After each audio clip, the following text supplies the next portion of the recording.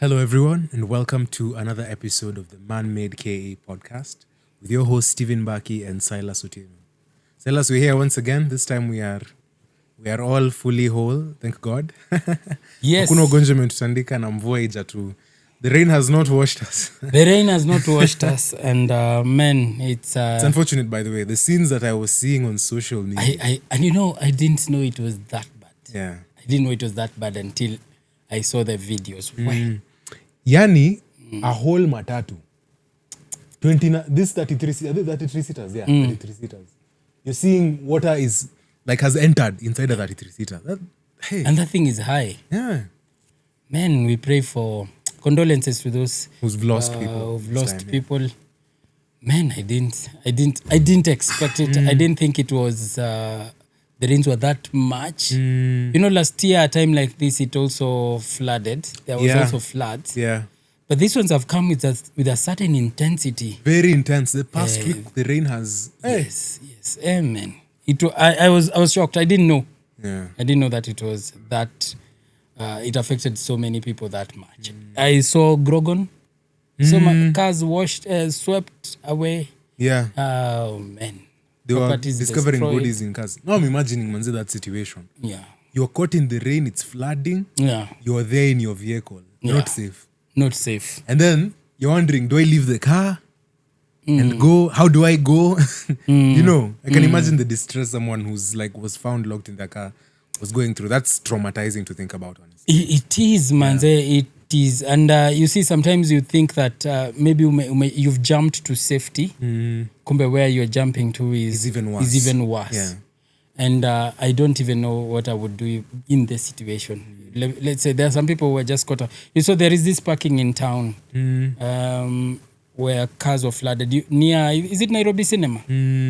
That there's usually a parking that... Yeah, it was flooded. And somebody just left their car there and went and couldn't use it again. It's unfortunate. There is a lot of losses in terms of life and businesses. And so we sympathize with those who have faced any kind of loss. But could this be also an issue of lack of planning of the city? That's true. Yeah, because, Nairobi is a capital city. People are angry. Yes. Nairobi is the capital city of Kenya, which is the giant economy in East Africa. One of the leading economies in Africa. It is one of the is top.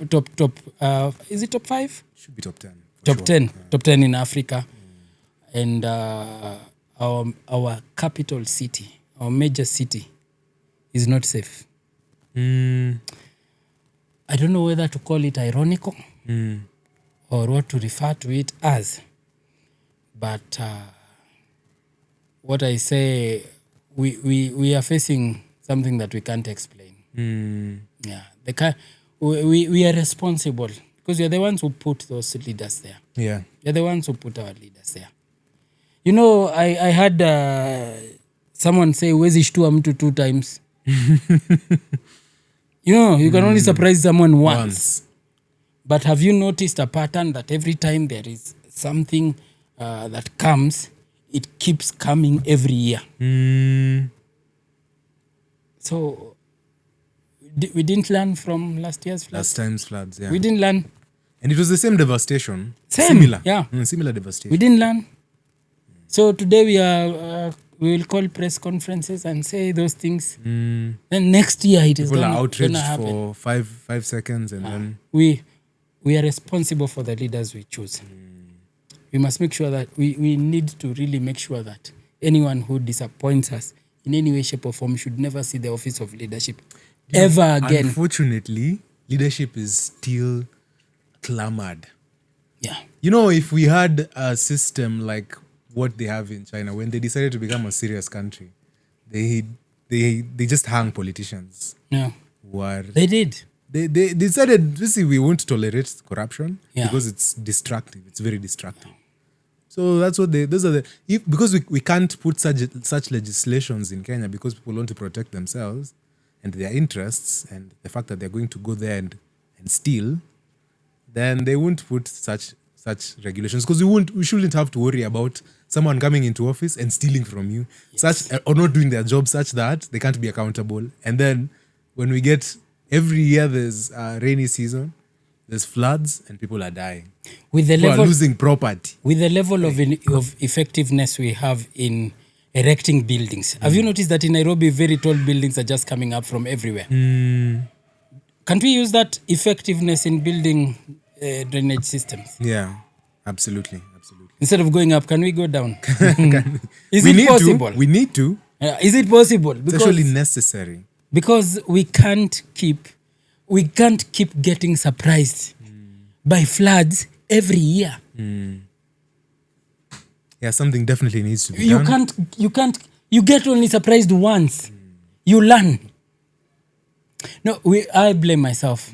I blame myself. I don't even want to mention any politician. I just blame myself. I am responsible for someone who is sitting in office. We are responsible for who we choose. We are the ones who are responsible. Yes, we are the ones who are responsible.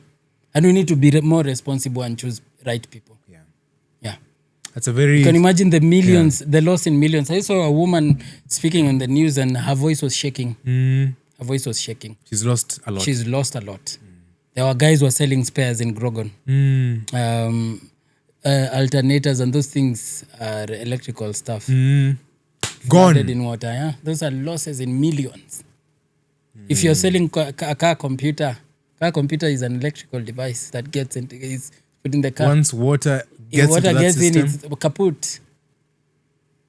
So, this same guy maybe voted for the leadership that is currently there.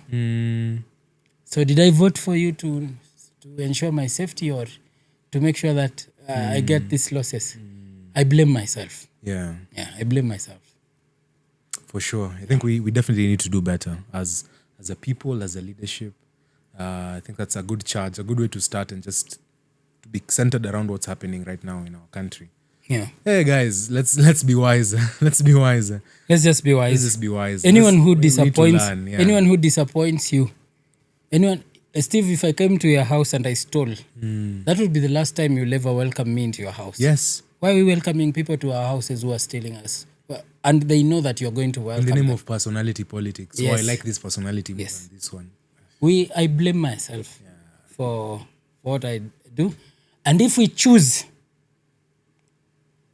foolishly again, may we face everything that we deserve. That we will come, that we will get waiting for us in those 5 years. If we go out and forget policy-based politics and switch, if we vote tribes this time, if we vote like that, then no one should ever ask these people. They are not They are not guilty. We are the ones. We're the guilty ones. Point the finger. If we vote again the way we have been voting, politician get into the office, steal if you want to steal. Because we are the problem, not you. Because if you came to my house... We're enabling that behavior. Yes, we are enablers. If you came to my house and stole anything, normal human being, that will be the last time you'll ever set foot in my house. Yeah. Or within my property. Isn't it? Yeah. I can't allow you again because I know you are old habits die hard. If you steal from me today, and I still open my doors for you to come and steal again, how are you the problem? No, how are you the problem? How are you the problem? You've been given access. You've been given access. Yeah. If we vote badly this time, just saying this, may we face everything that is coming to us. Yeah. Let's get everything. If the economy goes down, let's never complain. Let us never complain. No. Don't complain. Don't complain. Don't. Remember who to blame. No. Blame yourself. Remember who to blame. Blame yourself. Blame yourself. Direct the blame where it is. Direct the blame where it is. Because if somebody has shown you they can't work, and you give them the votes again, you cannot do the same thing over and over again and expect different results. No.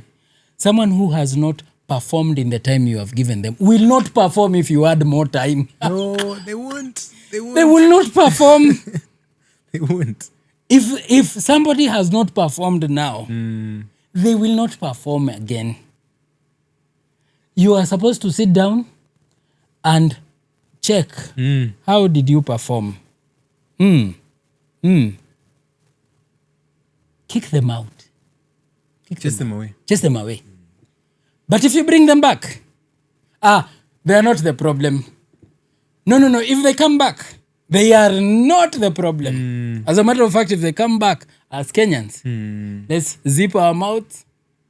Let's pull our belts. Let's tighten the belts if it is tightening. And let's face the consequences of what we have done. Absolutely. Because we will be enablers. We will not be innocent. We need to be wiser. We need to be informed. I think we need to do better. And we are approaching that season. Things have already started taking shape. So just, guys, be mindful.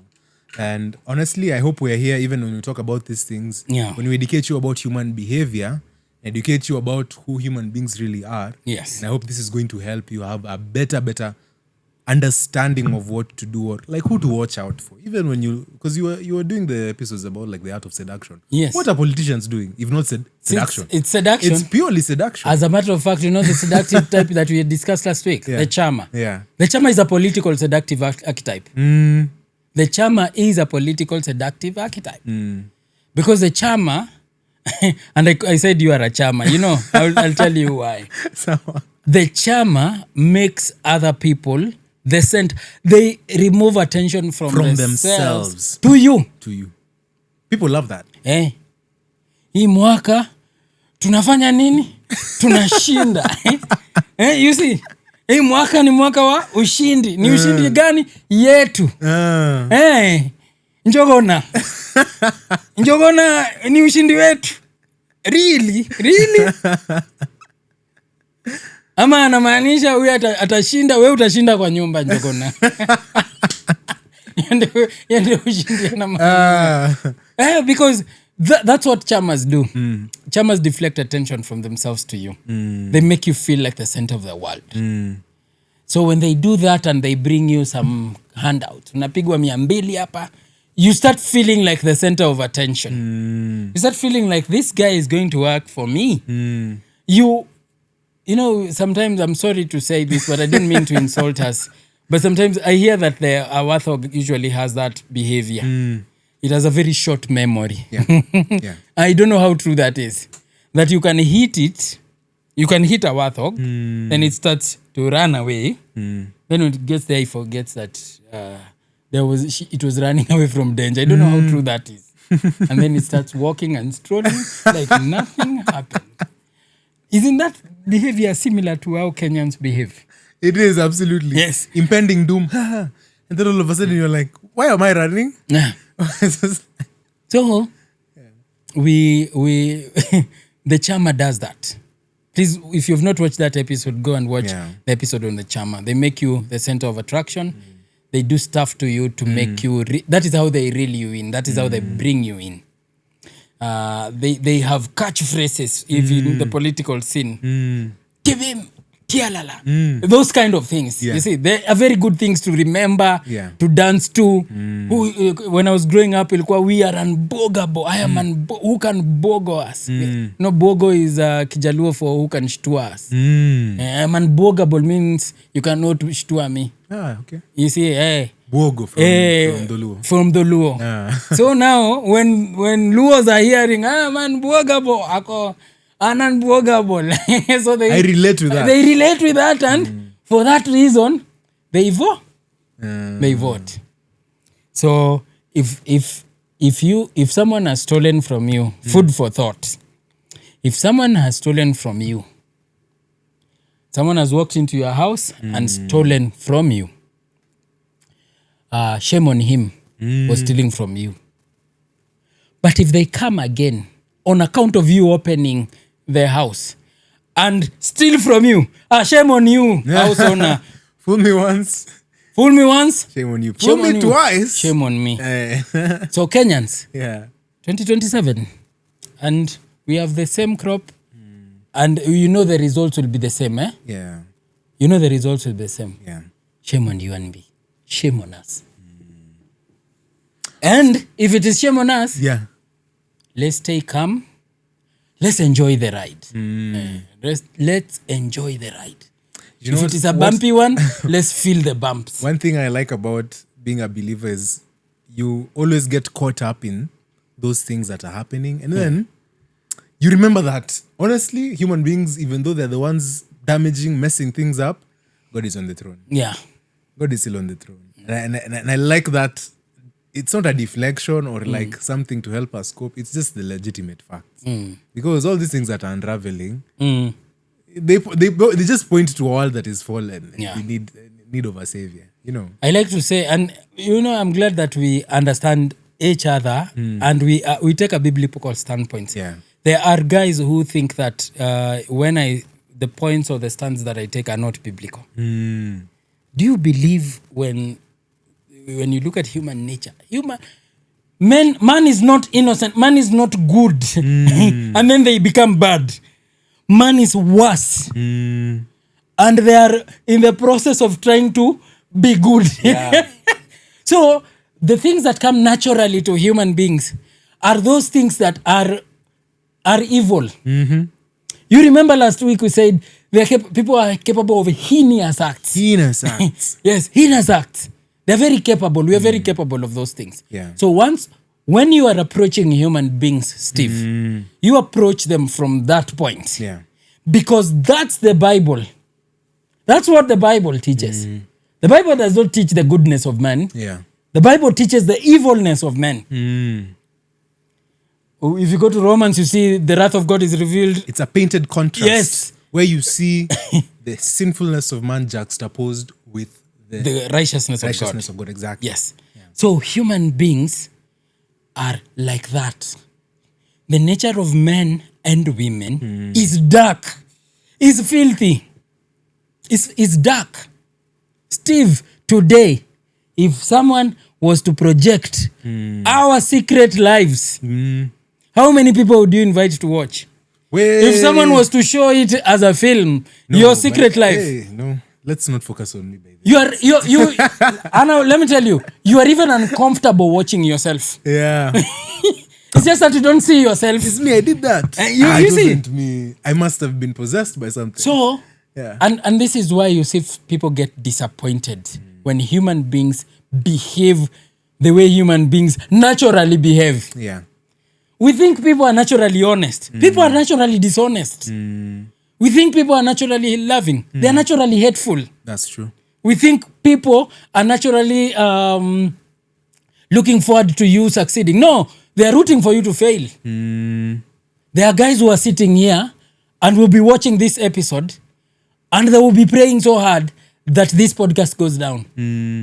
So that is human being at his core, at room temperature. Yeah. That's a human being at room temperature. So now, why the necessity of this podcast is to show you that is human beings. How can we make ourselves better? First of all, accept. Accept. Second, be aware. No, first be aware, then accept, then adjust. Then now, hautashtuliwa mara ya pili. You can't shtua me again because you can only shtua me once in life. Yeah. So when you accept that human beings, that and you see, let me give you, before you even continue, and I know we are digressing, we are taught, I say the church and what we have been teaching sometimes is problematic. When I listen to a male teacher, I'm not talking about the preaching now, the pulpit preaching. Yeah. When I listen to a male teacher who is coming to talk to young boys and girls about intersexual dynamics, they often paint the picture of the lady as a very innocent person. Virtuous. A flower. You need to pull chairs for her. You need to open doors for her. The woman in church is presented as a very virtuous woman. She's presented as a very virtuous woman. Kevin the keyboardist. Boy, Kevin.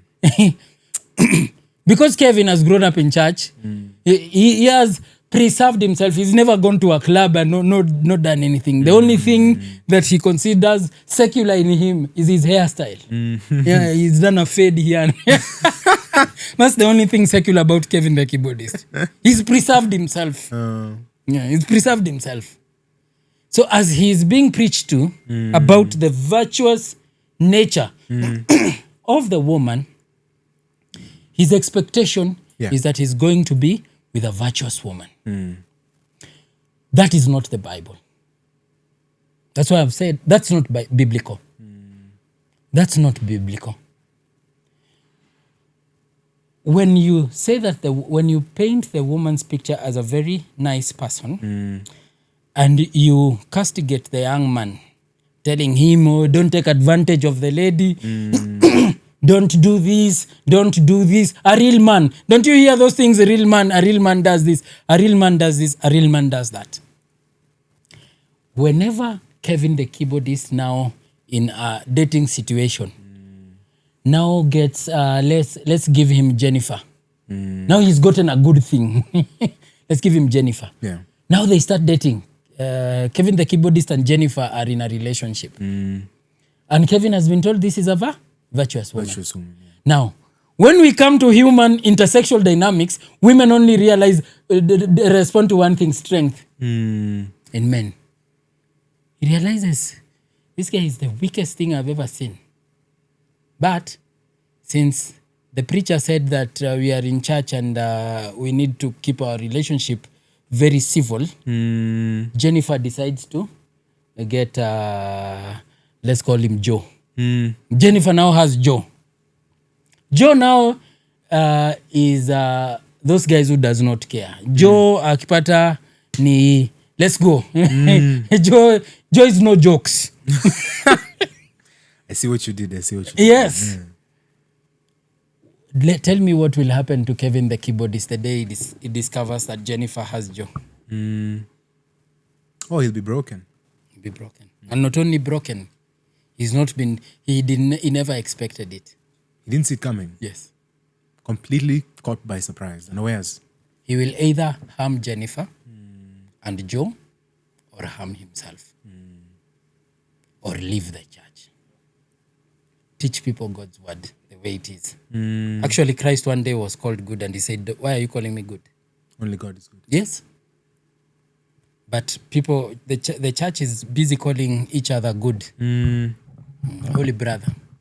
You're holy in the sense that you're separate. You're separate. The word holiness means separate. It doesn't mean clean. It means separate. That's the only holiness you have. But you're a human being. Yeah. The rest is history. The rest is history. I think that's a very good start. It aligns with what we are kind of talking about, what we've been talking about in the past 2 episodes. Yeah. And first of all, before I go there, I want to just actually talk what this podcast rather is about. It is meant to basically rebuke, re-energize, and just refocus men in the 21st century to embody the highest standards of masculinity. And we do this predicated on 3 very fundamental beliefs. 1, God created man in his image and likeness. He created them male and female, 2 very distinct groups of people. Number 2 is that all men are exceedingly sinful. You will hear this a lot. Men are exceedingly sinful and in need of a savior. And 3rd, and the final belief, is that Jesus Christ, the Son of God, the second person of the Trinity, and is the only perfect man who has walked this earth. And he's the standard for us. He's the standard. When we say embody this particular trait, there is no one who has embodied that trait as well as Christ has. And so, yeah, this is our 3rd episode on passion. Last time we talked about the dark side of passion. We talked about it in at length.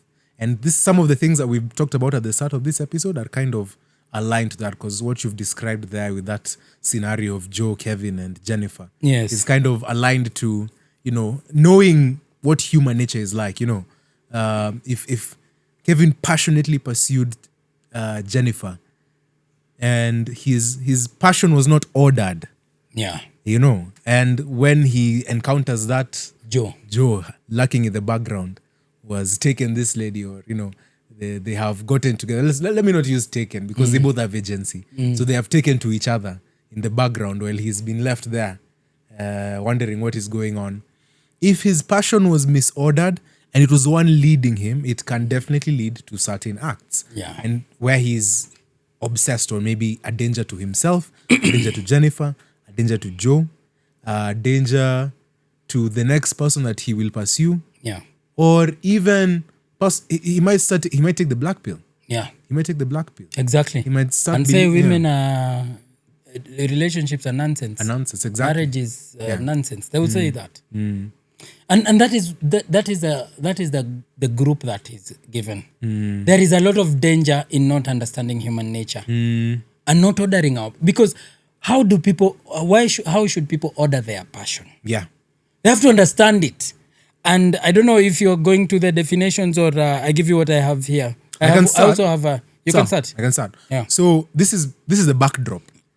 I always like to mention Aristotle. He also said something about virtue, and virtue lies in rightly ordered emotion, feeling the right passion towards the right object at the right time and in the right degree. So this is virtue lies in rightly ordered emotion. So feeling the right passion towards the right object at the right time and in the right degree. So to say, when we talked last week about the verse that delight in the Lord and he will give you the desires of your heart. He will give you the desires, the actual desires within your heart. He will put them anew. It is first of all starting with having the right passion, feeling the right passion. But then towards the right object, towards the right thing.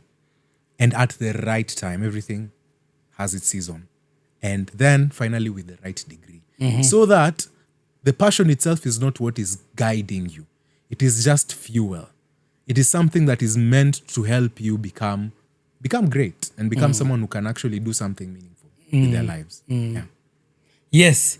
And I have seen in a definition here that ordered passion is having strong desires, emotions, and ambitions that are guided by discipline, wisdom, and purpose. I think it is exactly what Aristotle is saying. Absolutely. Having strong desires, emotions, and ambitions that are guided by discipline, wisdom, and purpose. That the problem is not the strength of the passion. It's not the degree of being passionate that is the issue. Yeah. The issue is it guided by discipline? Yeah. Is it guided by wisdom? And is it guided by purpose? Yeah. Discipline, wisdom, and purpose must guide passion for it to be ordered passion. Absolutely. And I think that is interesting. So he says passion itself is not bad. In fact, passion is what drives people to build businesses, lead movements, pursue relationships, and achieve great things. The problem comes when passion is uncontrolled. Control is the issue. Do you notice that control, moderation is usually the issue? That is where the haves and the have-nots are separated. By the way, when we are talking about the issue of, let's say, for example, this thing that happened, like, let's say, when I talk about women leaving men or women leaving men, masculine men are left, are also left. I don't mean that when someone is left by their woman, they're not masculine. They're left. But here is the difference. How they react. It always boils down to moderation. It always boils down to moderation and how you react to it. Because one loses their mind. Yeah. The other one regulates. So it's all about regulation. So it is not necessarily an issue of a bad thing. Having a lot of passion in something. Is it guided by discipline? Is it regulated? Is it controlled? So control is man's biggest problem, and moderation and regulation. Yeah. Even in eating. See, we said that. Absolutely. When we looked at the dark side of passion, we saw how when passion is unchecked, there's a lot of chaos. Yeah. When passion is suppressed, there can be this apathy, where now you talked about not the black pill. Or the alternative now is ordered passion. And we're going to now look at historical examples and see how these people either had the right passion for the right thing at the right time and with the right degree, or they did not have that. Okay. Just based off the story. Now, I will start with Napoleon. Bonaparte. Napoleon mwenyewe. Napoleon Bonaparte. So, his ambition did not have limits. And I think we touched on him a bit. But his passion for greatness is what reshaped Europe. But success, it intensified his desire for more rather than satisfying. Now, there's one thing that you always say about man and having a God-shaped void in their lives. So that whatever they try to fill that with will never really satisfy. Yeah. So this is where now passion becomes unchecked. Because yes, he was a conqueror. But there's one thing that someone always needs to remember, that you're there for a season. You're not there to always... You will not always win all your battles, even as a conqueror. No one conqueror, Alexander the Great himself, who is also in the lineup of people I'm talking about, did not also win all his battles. He won most of them, but towards the end, he also did some very shady things. So if things remain unchecked, even Hitler himself was a scourge for the Jews and a problem in Nazi Germany and the world, leading to a lot of chaos around that season. And he had a lot of followers, a lot of following. He had passion. When you saw his speeches, you could see that passion and how he was able to command all these troops. Now all these individuals, their passion was unchecked. Yeah. Because at some point, they forgot, or rather their passion is what started to dictate their actions, rather than them remembering why exactly they're doing what they're doing. And so, the inability for Napoleon to stop is what led to his downfall. So passion that does not accept limits destroys itself. That is the lesson that we're taking there. And you have mentioned something that reminded me, Steve. And this I have seen in human being. We are all worshippers. We all Worship something. have this innate desire to worship something. And human beings are constantly worshiping something. There are those who take the biblical view of the existence of God and are passionate about the fact that God exists and they worship him. There are those that have a lot of passion in the non-existence of God. They're passionate about it. They argue about it. Books have been written about it. Now, there are those that are indifferent towards religion. They don't necessarily think about the existence or the lack of it thereof. They're indifferent about it, but they love their job to death. And their job is their everything. Wake up, do everything, do this, do this, do this, do this. There are those that raha na mustarehe, sedentary, no, si sedentary. Raha na mustarehe, ikifika ni maisha ya, when it is party life, is their passion. They live for it. They hit it and fight it and do it.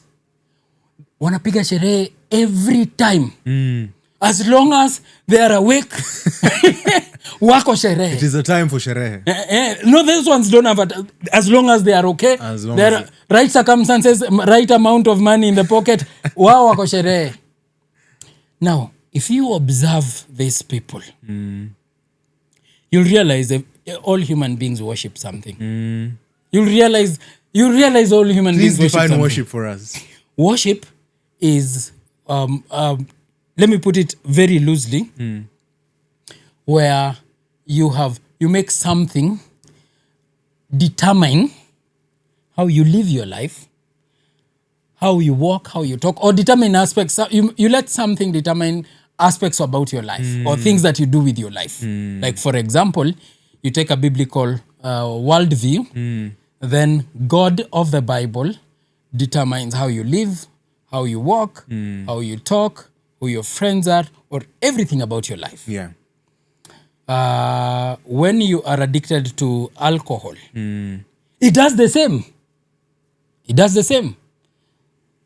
Alcohol decides your friends, decides where you live, Whether you decide eat where you work, whether you eat or you don't eat. It becomes the center of almost every aspect of your life. The belief in the non-existence of God can also be a determining factor, because when you take a view that God does not exist, you live in a manner that portrays the non-existence of God. So it determines how you live. It determines who your friends will become. It determines where you can or cannot work. So, boss, we have a problem. We have a worship issue as human beings. And every human being worships something. Nobody is free. Nobody's free. Nobody. Nobody's free. Even those who say they are free will. Where? Where? Where's the free will? Those who say that sisi when we believe in God, we are bound, and then they are free to do whatever it is. No. Nobody's. Look at it literally. First, Kenovia, put your emotions aside. Now let's remove emotions aside and not talk about religion or non-religion. What is the meaning of freedom? How do you define freedom? The ability to... So not being bound. Yes. So I'll contrast it with slavery. Yeah. So We can even Google. You can even check. You're not Just bound. Check. And so your expression, your identity, they are... Let's see. Let's just put this Let's in. see. Yeah, let's ask and see. This is important. And I know people who like to sound very philosophical about these things, and I love them. From the Kenya Law Reform Commission, freedom is the fundamental right to act, speak, and pursue choices without arbitrary restrictions. So basically what I'm saying, you're not restricted. No. Before encompassing expression, belief, and assembly. It is now, protected by the first part. Constitution. I want us to dissect that first part. Freedom is the fundamental right to act, speak, and pursue choices. To act, speak, and pursue choices. Without arbitrary restrictions. So let us look at action. So freedom is the ability to act without, what is the last part? Arbitrary restrictions. Yeah. In this country, can you act without restrictions? No. Can you work? Because freedom is having the ability to act. Freedom is I go out there and I'm driving. You do whatever you want. And then you make me unhappy. Without restrictions. I can decide to just stop my car, get you off your driver's seat, punch you in the face, and walk away. Key phrase, without arbitrary restrictions. Is there anywhere in this world where you can act without arbitrary restrictions? No. And if you do that, you'll be given a label. So number one, when it comes to action, we are not entirely free. Now, let's go to the other one. Speaking. Gentlemen, have you heard? Freedom of speech. Have you heard of freedom of speech? Do you believe in freedom after speech? No, do you believe in freedom after speech? Freedom of speech, I'm not a lawyer, but I am an observer. In my observation, you speak, tutapatana mbele. Consequences are awaiting. Consequences are there. Your words have meaning and they will be read.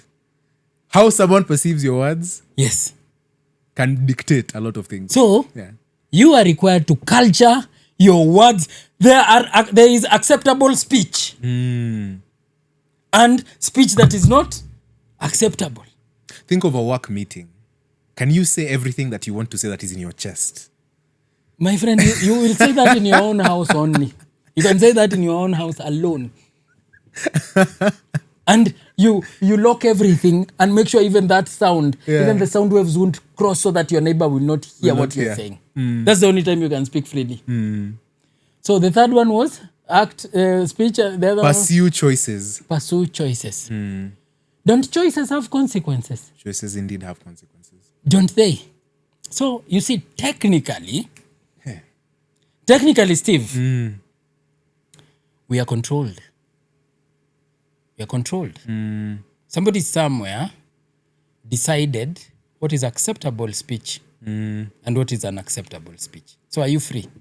You who believe in freedom. Freedom to some extent. To some extent. But now to say that we have free will, we don't. Our will is determined, is in bondage to something. It's predetermined. Yes. If you are addicted to alcohol, your will is in bondage to alcohol. Now let me tell you something. I was actually listening to a very, very interesting podcast from The Big Think. The Big Think is a very nice podcast. So it usually brings like experts in certain topics to talk about very important fundamental things about human nature. Yeah. So this particular episode was they brought a person called Alan something. I forget his final name, but he was talking about why finding love is harder in 2026 than it was 100 years ago. Finding love is harder. Why is it harder? And then he talked about romanticism and romanticism in this day and age. So he contrasted now where people basically make their choices about finding their partner to previously in the past where it was not necessarily you want free quotes in quotes to just choose whoever. You know, some of these choices were made for you in a sense. You'd find that it was a lot of if you're a monarch, you can't just marry whoever. You have to maybe check for their other aristocratic families, marry into nobility, and then retain the class of the institution. Or maybe you'd find there was some sort of exchange going on. The two families who would come together, they'd be looking, you have this, I have this. Why don't we marry off our children? We could be able to partner. Yeah. And so there was a sense in which there wasn't necessarily that much freedom back in the day. But when people saw now romanticism entered and now people starting to think about emotions and how emotions are the ones that are directing our choices. And, we want the liberty to be able to choose the person that we give our affections. Exactly. Fine. That notwithstanding, why is it such a difficult thing for people to make the right choice? So that is what he was talking about. It's an amazing, amazing podcast. So when you talk about freedom and choices and all these things, I was going immediately back to what this guy was saying. He's a psychotherapist as well. So he pointed to how, we ignore a lot of things about how we are byproducts of the emotional conditioning we go through in our households. Yes. You can ignore a lot of things about you yourself as an individual. And then when you grow up, you realize, you're getting caught up in interesting patterns of trying to seek a certain type of a partner and that causing issues one way or another because maybe you're trying to solve a mess that you saw maybe in your emotional upbringing that you're trying that is exactly what blue pill is. Yeah. It's a conditioning. We have been conditioned. That's conditioned. Why. Yes, we have been conditioned. Even the choices you make right now. Yes. You can't trace them. You can't say that you're completely free. No. They're not devoid of anything. There's a lot of, first of all, there's nature and there's nurture. Yes. You have to interrogate a lot of these things. When you find someone is, for example, you go to the example of someone who has hatred for God and religion. That didn't just spew out of nothing. Yeah. It came from somewhere. Chances are is when you isolate this person and you have a conversation with them and try and deduce, so what happened? What really happened? Let's get away from the emotion of it. What happened? Now they will tell you a story. Now you are understanding the science of the matrix. You've heard people talk about the matrix. Now that's the science of the matrix. That you are conditioned, Steve. Even your thinking. Yeah. Even your thinking.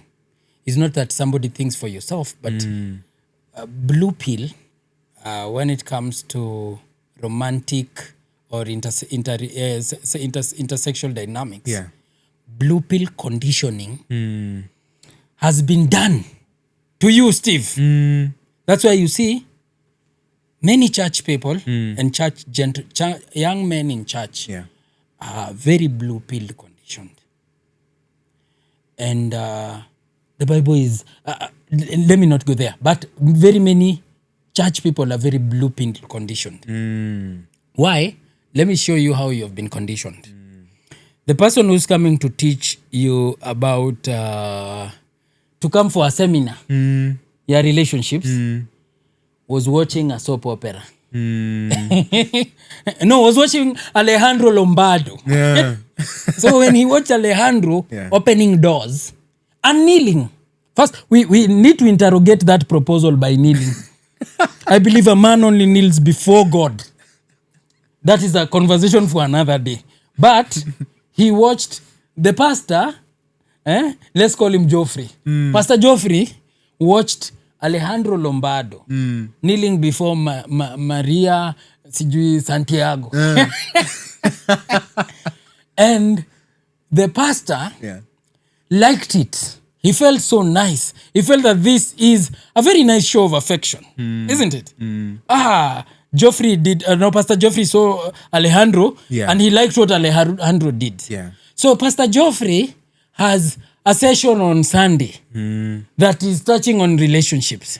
And to him, he saw the reaction on script, which is a scripted reaction. A scripted, you can find Alejandro na huyu Maria Santiago. They hate each other to death in real life. But now the mullah, they have to get the mullah. Yeah. So they have to act. They have to They have to pretend to like each other very much. So he liked that. He liked that reaction. He liked that gesture of the guy coming and kneeling and the lady pretending to cry. Oh, I've been surprised. And she said yes. And he said, maybe let me go. If I could go and tell our church men, they should behave like Alejandro. Now, he has removed the script. Now, there is somebody behind the script. There is someone behind the script. And there was something, let's say he was even paid. Because there is a guy who is obsessed with kneeling. No, he's obsessed with kneeling. Or maybe a lady who wants men to kneel before her. So she was obsessed, and she decided to put it in a script and gave it to the producer. The producer brought it. Now, during that time, as you are being shown that, and Pastor Joffrey is now conditioned. Yes. As Pastor Joffrey is very happy about that scripting, they get you an advertisement for flowers. Oh, during this time, there's going to be this flower. And let's paint it red. Yeah. Who decided red is the color of Valentine's? How is it decided? Sorry, but I don't want to koroga your mind. So he will come and he will tell his people that I think this is how you show love. Yeah. I saw Alejandro. Hata kwambia I saw Alejandro, but I think this is how you show love. Yeah. I think a man should kneel and propose. It shows I saw the lady respond very well. Now, slowly by slowly, if it is practiced over the years, the church starts creating a doctrine out of it. A doctrine out of practice. Like the wearing of white. Who said white is must be there in the weddings? But don't you see all weddings, even of atheists? They're in white. They're in white, You see, they don't question that. They have now been conditioned. That's how people are conditioned based on their environment. So this happens from the time you are a small child, Steve. From the time you're growing up. We get to places and we create doctrines that are mostly extra-biblical or unbiblical. To say they're not bad things. So I'm not talking about evil stuff. I'm just talking about stuff that are not necessary. The church wedding that is 1 million shillings and above. You're asking a bachelor to go and cough 1 million for a wedding. What are you talking about, my friend? Well, let me tell you, that business is a very interesting business. Somebody somewhere is in the business of selling rings, is in the business of doing this, is in the business of selling love. They are selling love. But because you have been conditioned, the picture has been painted. The picture has been painted. Do you know there are church people who think that you are not married because you didn't do a church wedding? And they carefully try to teach the Bible. They say they believe in the Bible. Where there is nowhere in the scripture from Genesis to Revelation of these weddings we have in our churches today. Nowhere. The ceremony is there. Nowhere. The procedure, the kneeling, the proposal has been given to you from the time you were a child through Alejandro Lombardo. Bro, that's why manufacture. That's how to make men weak. You condition them. The same conditioning has been done with regards to female nature, where we have not been presented with what female nature is and what women really respond to. Because you see, David Mbas says, I think it is David Mbas, he says that the success in the mating strategy of one particular gender is dependent on the ignorance of the other. Okay. Hey. Kanovia, sikia hii. Rudia. The success of one particular gender in the mating game is dependent on the ignorance of the other. If men are ignorant about women nature, women flourish. If women are ignorant about men's nature, men flourish. That is why we have a femicentric society where men are made ignorant of female nature. And so now they no longer know, then they actually don't know the approach. Yes. They don't know the approach. They don't know what women respond to. So they're now waiting on maybe the, what is it? Let's call it the grace Yes. of the person that they are approaching. Yes. So now they wield the power. She has more information. That's why when I post these things, women write to me and tell me, mbona unatoboa siri yetu? Why are you exposing our secrets? Steve, it is a serious issue. The serious issue. Now imagine, Steve, with that analogy, that the success of one gender is dependent on the ignorance of the other.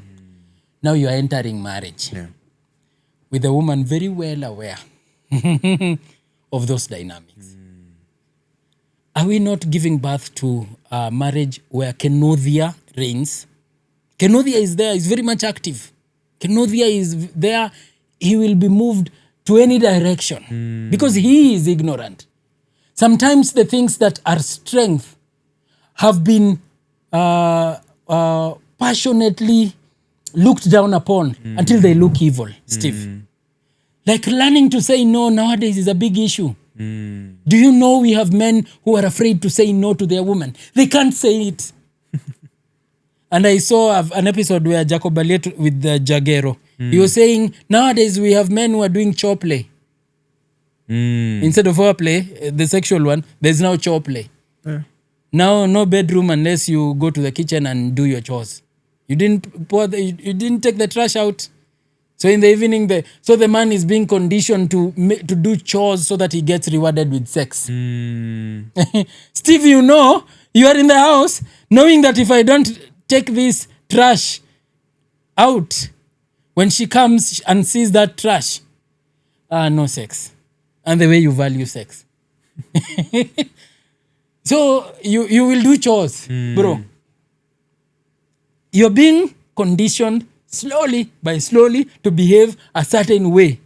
And you're given isn't that how we train dogs? Isn't that how we train dogs? It is. We have treats. A dog, you tell your dog, sit. I tell my dog, sit.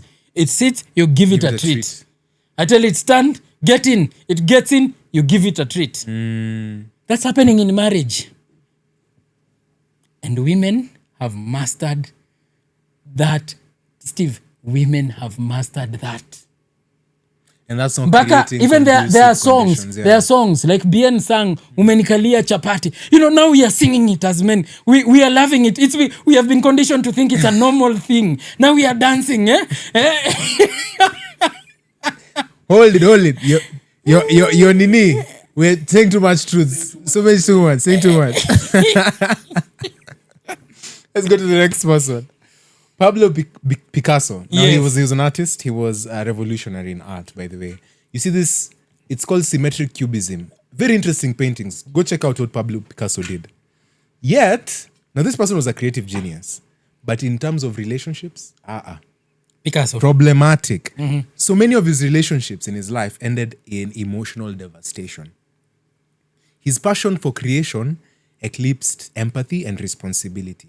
So while he was able to create those masterpieces, those things that he created, which actually, I think ultimately ended up being more valuable after his passing. I read something about it. Yeah, so passion without like moral formation consumes. So in a sense, I think while it was fine, it's good to be directed towards what you can do and do well. But also, I think again, the moderation is a key word here. If this thing is consuming such that it's now taking away other aspects of your being that you should be focusing on, like maintaining good relationships with the people that are in your lives, then, and we talked about this last week when we were talking about the indicators that you could be being controlled by your passion rather than being the one who's controlling. And one of the things is this one, where now you're ignoring relationships. Yes. And why would you ignore? I told you, Steve, you can't. I see people here on TikTok saying when I post something, I'm not a prophet of doom. I'm not posting about women nature so that you can avoid them. What is wrong with you? How do you reach that conclusion? I am posting you. I am giving you awareness so that you date better, and you are coming there. The result is to avoid. Avoiding is cowardly. It's cowardly. Avoiding is cowardly. Hey, it's cowardly. And it's actually counter masculinity. Yes. Like honestly, there is that innate drive for every man to pursue the opposite gender. I have told you that you cannot bond with anything in this world like you can bond with a woman. Name one thing. Nothing. That's why when Solomon had all the wealth and everything, he said it was vanity of vanity. There is nothing else that can satisfy. There's nothing that can satisfy you. Yeah. And you have been created with that innate desire to bond with the opposite sex, Steve. That's why you work hard. I usually tell people, if your sexual organ was removed, you would have no drive. Yeah. You would not have any drive. It's a mating call. Steve, I'll tell you that. Imagine a world where men didn't have sex. No, just imagine, for 1 minute, a world where men were not able to have sexual relations with women. What would drive men to do anything? What would drive you to dress as nicely as you have dressed? What would drive you to buy a big car and show it off? What would drive you to live in the best house? What drives you to live in the best? What will drive you to go to a 7-bedroom house? Can you sleep in 7 bedrooms? Can't. No, it's a mating call. Deny it. And God has a good sense of humor. You see? So you cannot deny. Now when you that is the dark side now where you're going and saying, now let's completely avoid women. No. God made them beautiful. You will see them and suffer. As you are seeing them, you will suffer. And there comes a time in a man's life when he has to propagate. It is not something you don't switch on a button. You don't switch it on and off and say, now is mating time, now is not. Especially men. You can't switch it off. Yeah. As long as a man's heart is beating, he's ready. Isn't it? That's true. As long as his heart is beating, he's ready. You can wake him in the middle of the night. The guy was in dreamland, slumberland. And you wake him immediately and he's okay and he's ready and he's set. You see, that you can't fight against God. Now, to come back and say, now let's completely avoid is the wrong response. So we tell you about human nature, about female nature and male nature, not for you to avoid women, for you to relate with them with knowledge. You will actually find dating better.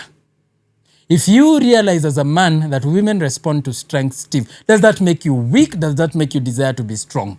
Desire to be strong. It makes you to desire to be strong, isn't it?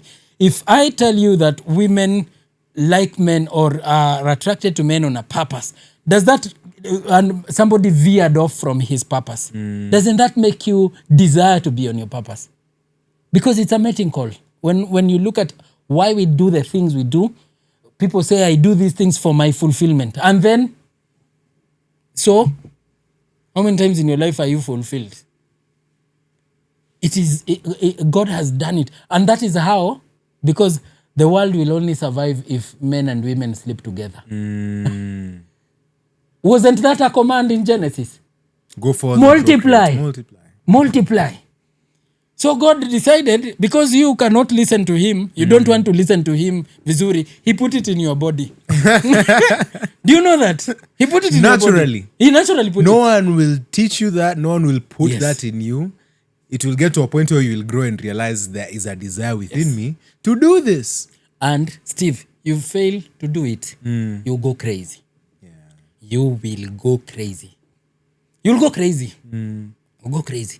Because since God told you, and we have seen that the world went down very pretty quickly, so he put it in you. You have an innate desire to mate. Innate desire to mate. You're not different from gorillas. You're just intellectually superior. You're not different from other animals. And you can see them when that desire is there. They have that drive. That's actually the reason we have made all the advancements that we have. Yes. That's the reason we have all this. That's the reason actually why we set this podcast in motion. Because why? Exactly. We wanted to talk to men about like being better. Yes. And having an identity that's grounded. And having realignment with respect to who they are. Yes. So going back to the design and interrogating. So what are the traits that make a man? Yes. What are the traits that make a man? And what's the reason for this? Because if we men are better, if we are better, we are stronger, we're more capable, then that makes for it's better for you. Yes. It's better for your outcomes. It's better Yes. for your chances of being able to procreate, sustaining that, because actually procreating is not difficult. Yeah. The difficult thing is what comes after. Yes. Managing the situation now after. Yes. So that only allows you to be able to get into that space, having the ability to do that. And I can tell you, Steve, this is a very difficult thing to swallow. That a man is hearing that I want every man to sit down. Don't do it as a group mentality. Go to your own room or wherever you call comfortable. Yeah. Sit down and imagine if you didn't have a sexual drive. Yeah. We would never need prisons because 70% of the men in prison are there on sexual related issues. How is it, Steve? How is it that you say that God has not put that desire in you, and many incarcerations are because of that? That's true. It shows you that that is one of the top things in a man's propagation is top in a man. You see? Now, those who go and do heinous acts now is what causes people to go to prison. But that desire is there. There are podcasts that come, My Life in Prison. I watch Itugi TV of a guy who does interviews of Prisoners, yeah. That desire continues. Even when you're in prison. Yes. Now it becomes worse because the opposite gender is not there. You turn to a fellow man. Because you cannot control it. You can't control it. That's the technological advancement. As you are on your purpose, as you are building your life, you are thinking about Jennifer. No, you are. You're thinking about how can I make a beautiful nest for Jennifer. Yeah. That's what is on your mind. That is exactly. That's what is on your mind. And it is as simple as that. it is not a bad thing. It is not something to be... now when we were growing up, we were being shamed. Men were being shamed for being men. There is no shame in that. If you are told to be ashamed that you have sexual desire, then you should blame God. You think that? There is no shame. Now, here is where... and it's what we're talking about. That passionate desire is there. Control is the issue. Moderation is the issue. It cannot be the one that's driving you. It cannot be the one that is driving you. Yeah. It drives you to hell. Ask Solomon. Ask Solomon of the Bible. Yeah. 300 wives? No, 700 wives, 300 concubines. This guy started with wife number 1 at some point in his life. At some point in his life, Suleimani started with 1 wife. And he saw 1 was not enough. Now that is a person who's driven by a sexual passion. Uncontrollable one. Uncontrollable. Because, Steve, by the time you are getting to number 10, do you even remember number 1? Like, what's the ceremony now for number 10? Nothing. And you know, those times, a wife's concubine or anyone who the wife or the king laid his hand on, you touch him, you die. You touch her, you die. Yes. So Solomon, because he could not control his sexual desires, he actually put 1,000 women in perpetual singleness. Wow. Yes. You belong to the kings. Nobody would touch you, bro. Touching you, they would lose their head. You were identified as the king. Yeah, okay. So was he started just a good desire when he was at number 1. Now became a problem to Israel. You see? So Solomon didn't control it. Yeah. Look at David. Let's go to David because now let's mention these characters. David was a warrior. According to the Bible, I think is in the book of Samuel, David came to be recognized because he was a fighter. Man, this guy gave a story that I'm in the wilderness and the lion appears and tries to take my lamb and I tear it down and I kill it. So David was known as a fighter. By the way, as they were celebrating him when he killed Goliath, they were saying Saul has killed thousands, David has killed tens of thousands. So this guy was a fighter. This guy belonged to the ring. This guy belonged to the battlefield. He belonged there. And then there just happened to be a woman who happened to be bathing where David could happen to just stand and view her and see her properly. David decided, battlefield. Cannot here. Why should I go to the battlefield? I can sleep. I'm the king. You see how women confuse men. Now David decided to not go and fight. By the way, we're in context. This is a result of disordered passion. He decided to not go and fight. What did he do? He went to the woman. There is a reason why I've mentioned those 3 and I'll give it the last time. And you know, he took someone's wife and killed the husband. He didn't just commit adultery. Yes, he committed murder. Yes. And the rest is history. Let's come to Samson. A very strong man, Maze. Samson was so strong. He was going over there. Philistines were so afraid of him. Now, Philistines knew that we cannot match Samson when it comes to a fight. Yeah. So what was the next possible thing they would...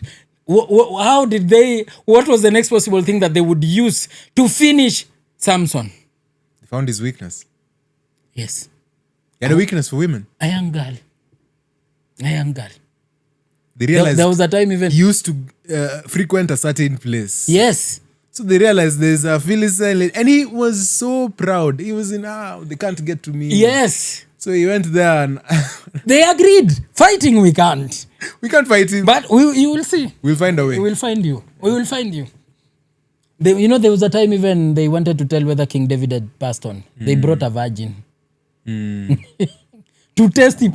Yani David could not leave any stone unturned. They brought a virgin next to him. Na wakajua mfalme ajaguza huyu ameenda.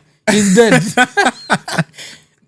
As long as the only way this lady is untouched, this Jama is dead. There's no way he could leave her if he was not dead. He could leave. So Samson goes there, stops fighting, starts cuddling. Uncontrolled passion. He was done away with.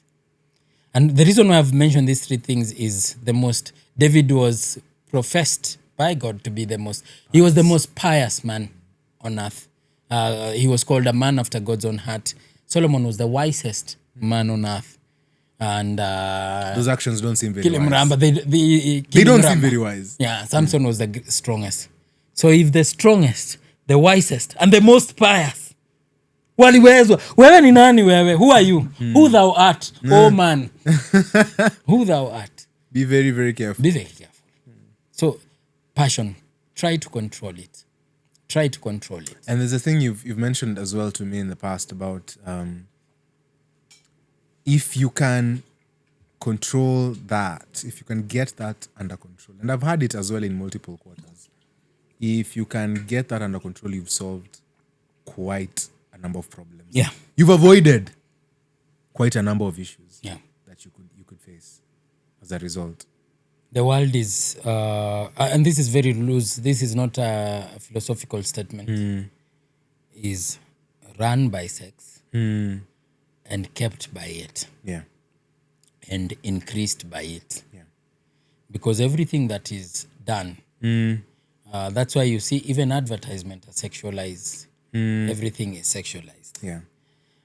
It is something that God did that has made, that was responsible for the world being where it is. You see, and there is some. Let me read something up about that controlled passion. It says, and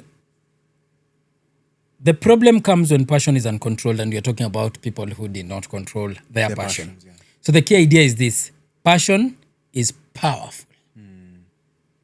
Because when you're passionate, the world will advance.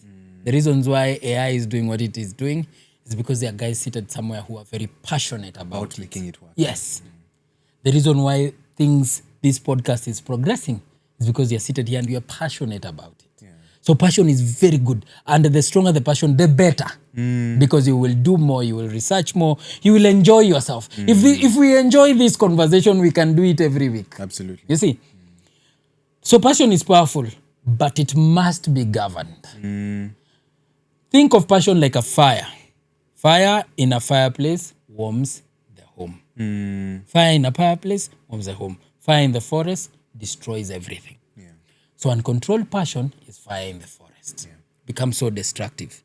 Same fire, different control. Same fire, different control. Yeah. So ordered passion is a fire in a fireplace. Put it in the fireplace. Before I talk objectively about the pattern of ordered passion, or template people can look at, I want to mention two things, two last examples. And one is referencing the Napoleon Bonaparte that we talked about. Before that, there was the French Revolution. So now what happened is, history is very interesting. The revolution began with righteous anger towards injustice. People were righteously angry.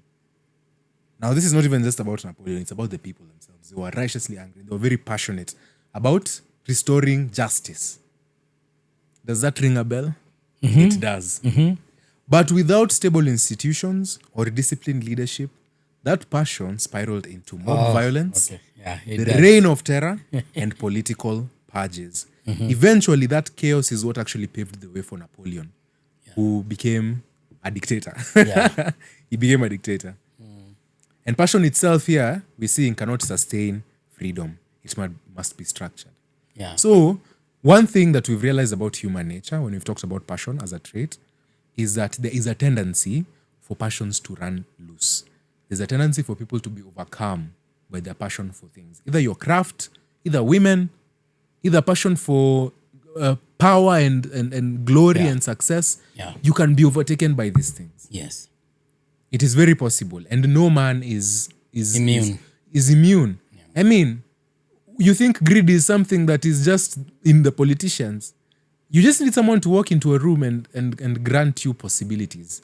And then you will see now how greedy you are. And how greedy you are.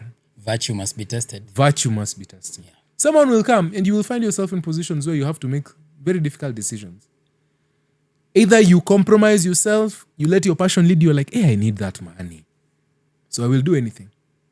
And you know, sometimes I read even when it comes to these things that sometimes you may be a very virtuous person, but there is an office you'll occupy that is not virtuous. Corruption is systemic. Yeah. Is also systemic. Systemic. There's an office, Steve, don't get in. There is no way you are not going to be corrupt. No way. Because the systems that have been put there have so favored corruption. Yeah. They have so favored it that ukiingia is just a name to the door. Yeah. But the practice and the consequences and everything that happens there has already been cultured. Yeah. And the power players, they make sure it is that way. So Steve, if I'm a power player, and I've studied quite some bit on power, if I'm a power player, there are usually people who are power players. I don't want the I never want to be seen in public. I never want anyone to recognize me. I want you. So the power players, they craft it before you come in. So that when you're coming into a system already crafted. Yeah. And you'll play by the tune or we will spit you out. So people know you have a responsibility without authority. Yes. I have all the authority and no responsibility. Wow. There's a friend of mine who was actually talking about how he's been so fatigued by certain things he's like, I'm not longer concerned about changing the world. Sometimes we feel strongly about things, strong convictions, which are good. They're not bad to have those convictions, especially if they are right ones. Yes. Again, the right type of passion. But then you can find that, that is something that is not within your capacity to change. Yes. For example, if you give yourself the problem of solving poverty in this world, you're passionately pursuing solving poverty. I will ask you, is that your final answer? Do you really want? Do you really want to pursue that? And I work in an organization, and I can tell you, Steve, there are things that only require divine intervention.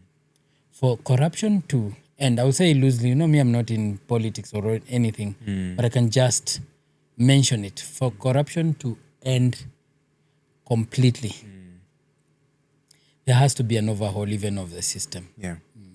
I'm thinking even the system itself. Yeah. All right, so let me give you the pattern of ordered passion as we close this up. And effective passion follows the same structure. One, you have a deep conviction. I've talked about that. Deep emotional conviction. Could be justice, ambition, faith, purpose. Yeah. But then there has to be a moral or philosophical framework guiding that conviction. Okay. So that framework can come from your faith, can come from the law, from ethics, stoicism. All these things can help us, can help guide that emotion, that conviction, so that it doesn't go wild. Okay. And then now, these things have to be disciplined. So there's restraint you have to exercise. Because you have to, see, you remember the degree. The degree has to be measured as well. You can't let just passion run loosely. If you don't watch out for how much fire you're putting into a fireplace, it will spill over to the house. Yeah. If you don't watch out for the amount of wood you're pouring there or the amount of fuel you're pouring there, it will consume. So you have to moderate the degree. So that's where discipline comes in and restraint comes in. And having the right, being level-headed. And then finally acting strategically, such that passion is now directed towards long-term goals. It's not just there existing. You have a passion for creating music. I have a passion for creating music. I want to direct that towards, how can I build this? How can I be able to set myself up such that this music that I'm passionate about is able to get me income. It's able to allow me to get into spaces that, I couldn't have gotten without this craft. So now then I will be able to direct it, where it's not just creating music for music's sake, but I'm creating it with a long-term ambition in mind. And so you now act strategically. You get the right information. You don't just do things. You do things with strategy in place so that it's able now to reap rewards. You take your lessons, and now you're able to now direct and govern the passion. So it follows those three. You have start with a deep conviction, emotional conviction, but then you underlie that with a moral philosophy. Yeah, a moral framework. A moral framework. Exactly. And then now you discipline yourself. Pole. And finally, I'll use that somewhere. Strategic action. I'll use that somewhere. You'll use that somewhere. Yes, I'm talking to people about leadership. Yeah. And I want people to ask themselves this question as we come to a close. I want people to ask themselves this question. What is it that you are so deeply passionate about that if it were even removed from your life, it could cause issues? Yeah. What is that you're deeply passionate about? And the second question you need to ask yourself, are you the one who's ordering that passion? Are you controlling it? Or is it the one that is controlling and ordering you around? So just think about those questions. We've come to the close. This has been an amazing, amazing journey talking about passion. Of course, you're going to be jumping into something else now. Yeah. But I've enjoyed really, really examining some of these historical figures. And we haven't actually we haven't had time to talk about all of them. It's fine. But it is what it is. Sometimes it's not good. You go read more. Go read more if you can. Read more about what passion has done in the past and how human beings rely on it as well to be able to make the things that we're making, to be able to do the things that we're doing day after day. So that brings us to a close, Silas, unless you have burning words. No. No. I've said everything I wanted Said to everything say. you wanted to say.